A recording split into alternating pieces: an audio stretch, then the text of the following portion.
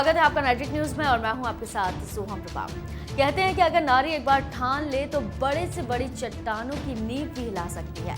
वो अगर घर की शांत और चंचल लक्ष्मी है तो दूसरों का सर्वनाश करने वाली माँ दुर्गा और काली भी है। ये समाज भले ही नारी को कमजोर मानता हो, लेकिन नारी की ताकत का अंदाजा लगा पाना बहुत मुश्किल है। आज की नारी किचन में खाना भी बना सकती है और जंग के मैदान में दुश्मनों के छक्के भी छुड़ा सकती है।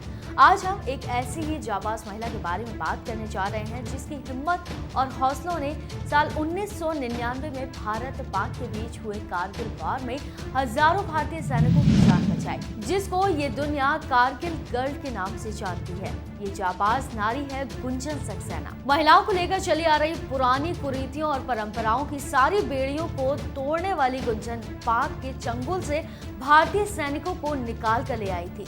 आखिर कैसे बनी गुंजन सक्सेना कारगिल गर्ल, आइए आपको बताते हैं। उम्र केवल 5 साल की थी जब पहली बार कॉकपिट को देखा। तभी से निश्चय किया कि फाइटर जेट उड़ाना है।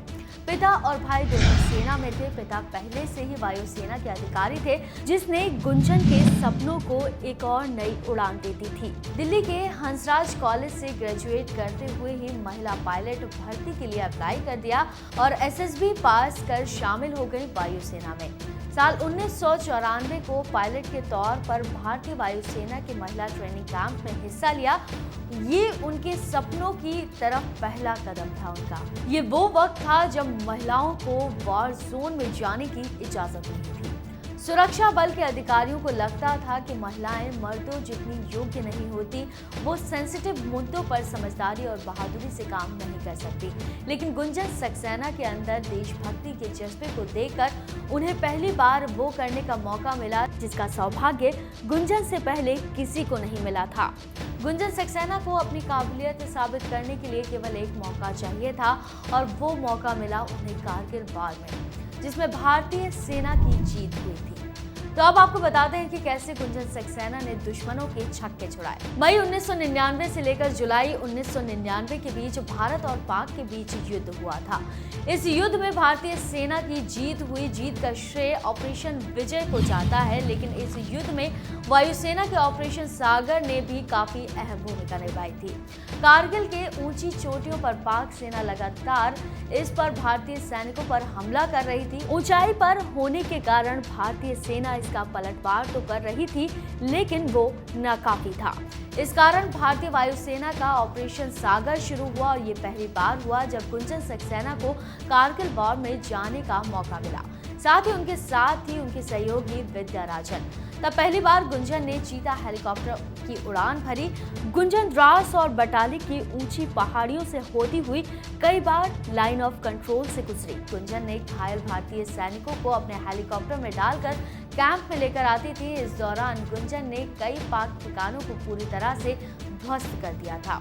तो अब आपको बताते हैं कि जब गुंजन के हेलीकॉप्टर पर हुआ था हमला तो क्या हुआ। गुंजन बड़ी ही बहादुरी से दुश्मनों से लोहा ले रही थी। इसी दौरान पाक सेना लगातार गोलियों और रॉकेटों से मिसाइल हमले कर रही थी। इस हमले के बाद एक वक्त ऐसा आया जब दोनों के पास केवल राइफल और रिवॉल्वर थी, लेकिन पाक सैनिकों ने सीधा हेलीकॉप्टर पर मिसाइल दागा, लेकिन ये निशाना चूक गया और मिसाइल हेलीकॉप्टर को छूता हुआ निकल गया। पाक सेना की सारी गतिविधियों पर नजर रखने में गुंजन काफी अहम भूमिका निभा रही थी। गुंजन को उनके इस साहस के लिए शौर्य चक्र से सम्मानित भी किया गया था।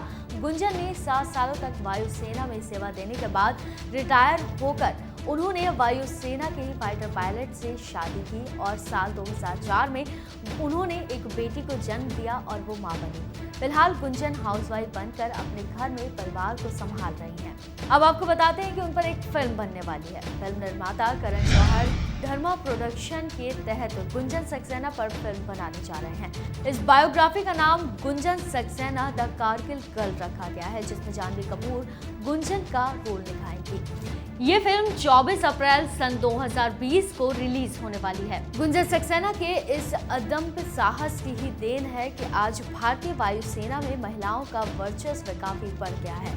उनके इस साहस को हमारा सलाम। तो फिलहाल के लिए इतना ही। बाकी के लेटेस्ट अपडेट को जानने के लिए आप करें चैनल को सब्सक्राइब और बेल आइकन प्रेस करना ना भूलें, ताकि हर अपडेट आप तक पहुंच पाए। आप देख रहे हैं नेट्रिक न्यूज, साहस सच कहने का।